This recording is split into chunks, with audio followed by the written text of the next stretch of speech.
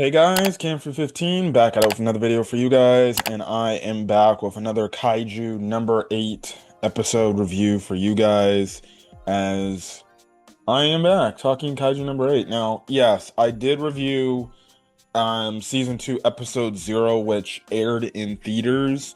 Um if you want to get my thoughts about that, you can.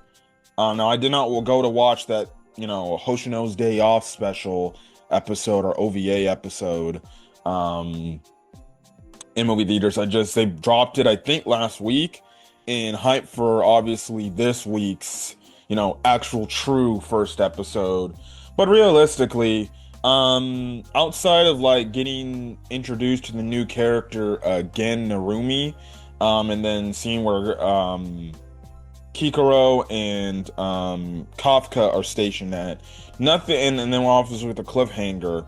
Nothing too big really happened outside of that, and then seeing what Gen can do just in one shot, and stuff like that. But other than that, like, it was kind of a relatively calm episode to kind of get you back into the swing of things before things start to get crazy. So if you thought like, oh shit is gonna be about to go crazy, no, it didn't, and stuff like that. And honestly, I'm appreciative that the Gen's Day Off was yet last week's episode. I know I had a comment last week said it was kind of a waste of an episode. But realistically, like when you go back and you look at that episode, that OVA episode they dropped last week, it kind of just gets you back into the world of Kaiju number 8, gets you readjusted to some of the characters and stuff like that. Mostly just the side characters in the brigade, as opposed to Kafka and stuff like that. But you get my point, right? It was a nice thing because that could have been what this week's episode was. They could have just gave us some filler episode where it's like, oh, well, we're waiting to see what the ruling is about Kafka and everything. But no, they didn't do that. So we get focused on main content now. Also, too, I hope honestly now that we kind of do get a full adaptation, I think we will. They put a lot of time and effort. The studio puts a lot of time and development and production into this show because the reason why I'm saying that, or the reason why I'm bringing this up, is because Kaiju number 8's manga actually concluded. So I do believe we're going to get a full adaptation of this series. This was like back when it first came out. This was a highly, requested, highly like hyped up season or series, right? That it got a season. It did really well, and it was really good pop in terms of like the just everybody talking about it. It was really good at that, right? So I would not be shocked if we do continue to get a full adaptation. We continue to get seasons, and stuff like that. These 13 episode seasons, that I'm fine with it. And again, I'm invested to see where the story is going to go. But yeah. Anyways, we start the episode off essentially where, we see just basically it's a little bit of peaceful thing, and we just see it to where things just get crazy, like the kaiju alarm just goes off and everything, right? So we kind of see a flashback, which is technically not a flashback, it's more of a dream sequence. We see a young Mina and young Kafka running, and where they hear the alarm at and everything, and basically they're trying to run away from the damage that the kaiju is creating, right? But then you just have it to where the defense force shows up. Kafka's like, oh yes, it's the defense force, take down and kill that kaiju, right?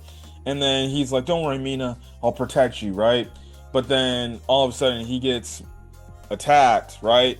You think it's the kaiju, but no. He's wondering where Mina's at, but then he's surrounded by defense force members all pointing their guns at him, right? And he realizes he's in his Kaiju number 8 form. And then at that point, that's when I realized, I'm like, oh, this shit's just a fucking nightmare. It's a dream. And then he has it where you see Mina basically holding that freaking like damn near turret cannon, right? And saying, Kaka Hibano, Kaiju number 8, you're basically gonna die, right? And that's kind of the thing. And then we see him kind of freak out, and he just gets giant, and boom, he wakes up from the dream, right? So I don't know if that's foreshadowing to something we may see in this season, right? Because they've already teased it before. They teased it again in this episode, right? They not only teased it in the last few episodes, or the last episode of season one, but they teased it in this episode about Kafka going berserk and losing himself. And if that happens, well then the people up charge will just have to fucking kill him, and stuff like that. So we already have that storyline of, is Kafka going to lose control? I do imagine at some point he is going to lose control again. Now the question is, will this time, will they actually spare his life because they actually see value in him? We'll have to see. Because I think that's going to be the whole point. You know, he's gonna prove it. He may go berserk again, and it's gonna be kind of a touch and go thing where they're gonna have to, where it's gonna be like, well, are we gonna have to kill this guy? Are we going, or but is he too much of an asset to help us that we need to do something to calm him down and find and get it? Again, I figured that this whole Kafka situation of losing himself at some point down the road, it will be a storyline. It will more than likely happen again, unless he can actually overcome it. But yeah, I don't really know where that's gonna go, so I guess we'll just see going forward. But he wakes up and everything, and he's just working out, and he's just training to hear what happens next. Now we cut over to the guys we saw in episode 0, Reno and hold on, let me pull his name up. Iharu, right? And basically, we find out that basically the members of our squadron, they all, because of the damage that Kafka, or the city that happened mostly due to Kafka protecting them, right? They got to repair the city. So they're basically to keep them up to date and keep them training, and also at the same time getting them stronger, because even though like they are strong within their own selves, they need to improve and get stronger because they're now dealing with like freaking like stronger type kaiju, right? So basically they send them to like all these different defense force squadrons to get trained and get stronger. Reno and Iharu, they get sent to like this big, like I guess you can say Japanese ancient feudal looking castle, and everything. Now Iharu is pumped, but you kind of do see that Ichikawa is a little bit down, and it's mostly because he's wondering what the ruling will be with Kafka. But he does make a joke saying like, man, you won't understand how Kafka reacted to being obviously a kaiju and everything. And Iharu is like, what? I would be basically shitting my pants. So again, it's nice to see that, the others, or one of the others, like clearly they see Kafka as basically a friend still, even though he is a kaiju, and they do want him to come back, right? So there is that. Now we do cut over to Mina and Hoshino, and basically Hoshino just updates Mina on the situation. They're saying like, look, we just don't know his situation, but the other, in terms of the other recruits, they're already with their new like squadrons for the time being, just training it stronger, right? So there's that, right? Okay. So we then go over to Kikoro, Shinomiya, my girl Kikoro. I love her. She's a snack. I get it. I know she's badass. And just seeing the trailer alone for this season, it seems like she's gonna even be even more of a badass than she was in season 1. Like, you thought Kikoro was a badass in season 1, man. It seems like, going off the trailer, she's about to do some crazy shit, especially when she's learning from Gen. So that's gonna be the thing, right? But anyways, she's basically enlisted to join Defense Force Squadron number 1, which is, you would obviously think it's the best one, right? So basically, she's going to be serving and kind of being mentored under Gen. And when we first get introduced to Gen, he is basically playing PlayStation 5, something that I would do. If not for doing this review, I'd probably be going on PlayStation 5, playing Zenless Zone Zero, grinding up some more stuff, so I can probably summon for a character and then absolutely lose it when I lose the 50-50. But his basically, I'm guessing this is his lieutenant, right? His lieutenant basically fucking kicks him to the curb and everything. It's like, bro, get your ass up. Stop being fucking lazy. We don't have time to play video games, right? which is funny because he's like, "You broke my PS5." He's like, "I don't give a shit. I really don't." So, this is Gen. Now, it seems like in this episode, it seems like Kikoro knows him or something like that. Not on like a personal level, but she's heard of him. And to be honest, she's not really impressed. Like she doesn't think like, oh, this dude is all this and that, right? So essentially, what happens is a kaiju, the kaiju alert goes off immediately. And it's like, huh, well, good. You get to actually see what we do in action. Just follow me. You won't be getting involved in the battle, but you're gonna see what we really do, and you're gonna see how basically this shit needs to be handled, right? So the kaiju fight we have, so you do because do give you action. Just because I basically said in my opening monologue, like nothing really big happened. Yes, there are some things big that happen, but they had to give you some action. So you go. So this legitimately, this kaiju shows up, and I kid you not. I don't know. It's because Godzilla minus one came out, which I still gotta watch when I have the time to, right? Or just the fact that there was a Godzilla movie a few years ago. I don't know. This kaiju straight up here looked like Godzilla. I'm not even fucking joking. It literally looked like a gray Godzilla with the red scales on it, with red scales on his back. I literally watched an episode. I'm like, this dude looks like Godzilla, bro. He looks directly one for one Godzilla. Because we even see him do the thing that Godzilla does. Fucking swim in the ocean. We didn't see him do like laser beams or anything because no, the dude basically finished him off in one hit. But you get my point. This dude, this kaiju looked directly like fucking Godzilla. So I don't know if kaiju number 8 was trying to make the mention like, well, if Godzilla was in our universe, you know, we'd actually have the power to stop him and put him down. So I don't know. Maybe you could power scale. Would the Kaiju number 8 characters be able to take down Godzilla from what we see in the movies or and stuff like that? You can put that in the comment section. I don't think they could, but we can only hope, right? But you have this Godzilla, so I'm just gonna call him Godzilla, right? You have Godzilla over here creating havoc and everything. So you have it where the all on the number 1 defense for squad members. They're all ready. They're ready to go. So they're firing, you know, attacks at this kaiju, right? And stuff like that. But essentially, he swims under the bridge, right? And he basically breaks the bridge in half, right? So then he gets back up, and it looks like he's going to do more damage. But then you just have it to where the other squad members of number 1, they just start going off, and they just start rapid firing, shooting at this dude. Putting Godzilla basically in his place where the point where he can't move. Now Kigoro's watching this shit and she's like, holy hell, they've got him stuck. Like she's just in utter amazement at the efficiency these dudes are working with and the fact like she's like, bro, their suit levels are going off the charts. Like they've got to be going crazy and all of them are at like a level basically equal, right? And everything. So basically, they got him in place, right? So that's when Gen gets up and is like, hey, Miss Shinomiya, right? You see, you come from this rich family livelihood of being proper and stuff like that. Well, we'll just let you know, that ain't gonna slide. Because guess what? Here, we just get the job done.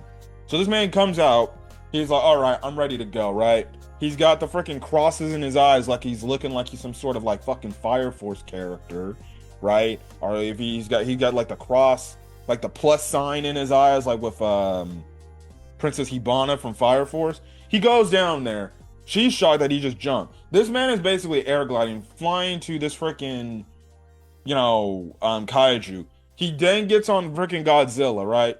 He gives like his freaking gigantic weapon. He sticks it in, boom, pulls the trigger. Godzilla dead in one fucking hit, bro. His body just explodes from the interior. Boom. Blood and freaking guts just start flying all over the place, right? She is absolutely shocked by this. Kikuru's absolutely shocked, but she's like, I'm shocked, but yeah, this is my kind of party. So now you see, she about to go crazy after learning from Gen, bro. When they finally all get back to their main squadron, right, with Mina, dog, she is going to be on crack, legitimately. Like, she's going to be cracked. She was already badass, and she was already cracked as is. But near the tail end, like, it was starting to catch up with her.